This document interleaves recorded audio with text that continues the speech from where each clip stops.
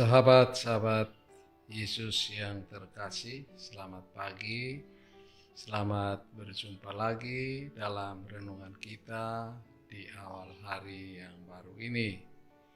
Mari kita awali renungan kita dengan doa dalam nama Bapa dan Putra dan Roh Kudus. Amin.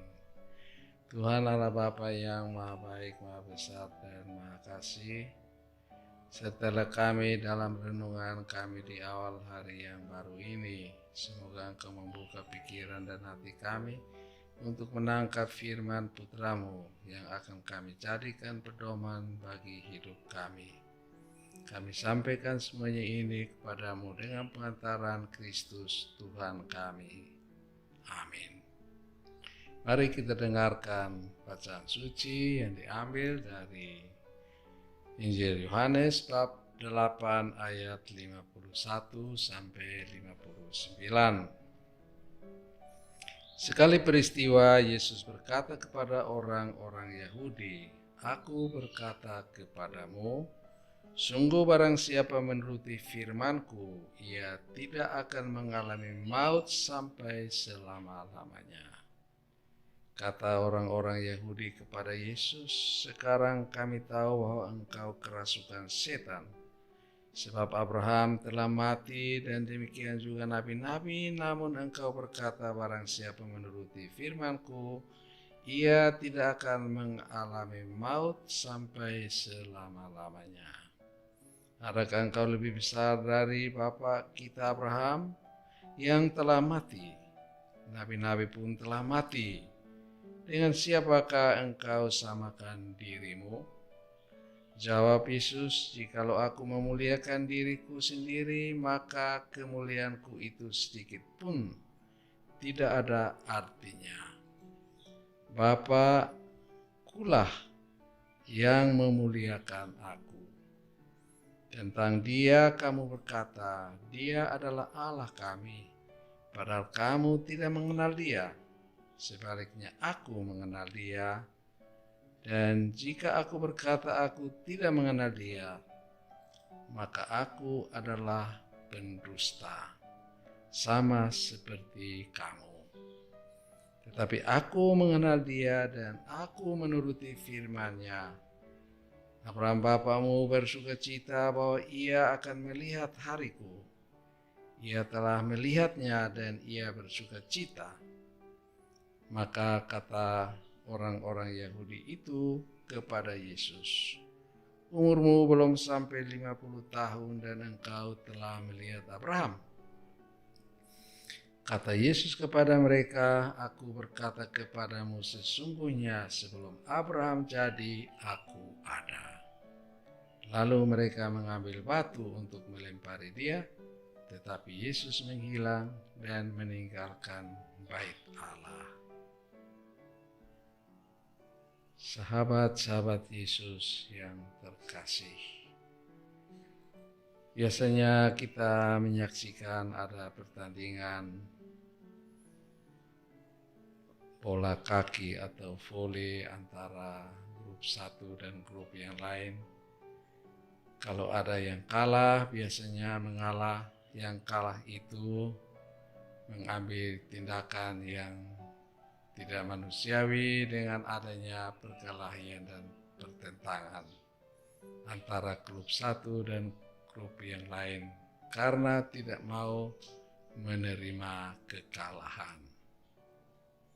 Bapak, Ibu, saudara-saudari sahabat Yesus yang terkasih, pada hari ini kita mendengarkan ketegangan adu argumentasi antara Yesus dan orang-orang Yahudi semakin menjadi-jadi. Tuhan Yesus mengatakan, barang siapa menuruti firman-Ku, dia tidak akan mengalami maut selama-lamanya. Bahkan juga ia mengatakan bahwa sebelum Abraham jadi, aku ada. Bahkan Tuhan Yesus mengatakan bahwa ia mengenal Bapa yang ada di surga. Hal ini bagi orang-orang Yahudi suatu pernyataan yang merupakan penistaan terhadap agama. Tetapi Tuhan Yesus tetap hadir untuk mempertahankan kebenaran bahwa Ia datang dari Allah, dan barang siapa mau menuruti firman-Nya, ia tidak akan mengalami maut untuk selama-lamanya. Kebenaran firman Tuhan ini didukung oleh kata-katanya yang penuh kuasa, didukung oleh tindakan mujizat-mujizat yang diadakannya, menunjukkan bahwa Dia sesungguhnya datang dari Allah. Dan oleh karena apa yang dikatakan oleh Tuhan Yesus itu sungguh-sungguh benar, maka bagi kaum Yahudi tidak ada jalan lain selain mengambil tindakan kekerasan, mau melempari Dia dan mau membunuh Dia. Tetapi Tuhan selalu ada pada pihak Yesus. Ia menghilang dan meninggalkan mereka. Sahabat-sahabat Yesus yang terkasih, di dalam hidup kita, dalam menjalankan keyakinan agama kita, ada banyak tantangan, godaan-godaan dari pihak lain untuk menyesatkan kita.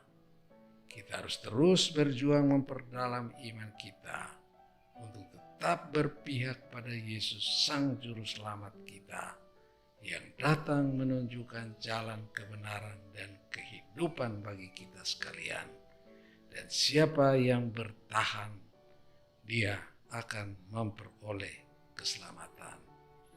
Masa puasa yang kita sedang jalani ini adalah suatu masa di mana kita membaharui kembali iman kita, komitmen kita pada firman Tuhan untuk menjadikannya sebagai pegangan teguh bagi hidup kita, terutama dalam tugas-tugas pelayanan kita terhadap sesama yang ada di sekitar kita, sebagai tanda sikap terima kasih kita kepada Bapa di surga yang sangat mengasihi kita dengan mengutus putranya datang ke dunia, tinggal di tengah-tengah kita untuk menebus dosa dan salah kita.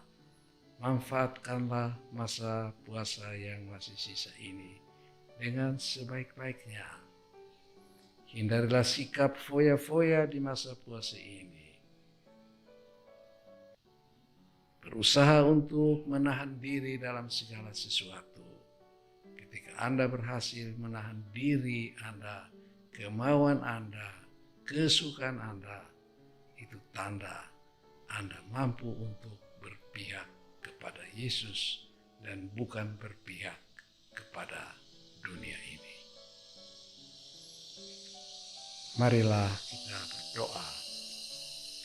Tuhan Allah Bapa yang Maha Besar dan Maha Kasih, pujian dan syukur bagimu atas firman Putra-Mu yang menjanjikan kehidupan kekal bagi kami yang percaya kepadanya. Bantulah kami agar dalam setiap kata dan perilaku kami senantiasa berpihak pada firman Putra-Mu yang membawa kami kepada kebahagiaan dan kehidupan abadi. Demi Kristus Tuhan kami. Amin. Tuhan bersamamu. Semoga Anda sekalian, seluruh keluarga, pekerjaan Anda hari ini, mereka yang sakit di rumah kita masing-masing, diberkati, dijamah, dan disembuhkan Allah yang Maha Kuasa, Bapa dan Putra dan Roh Kudus. Amin.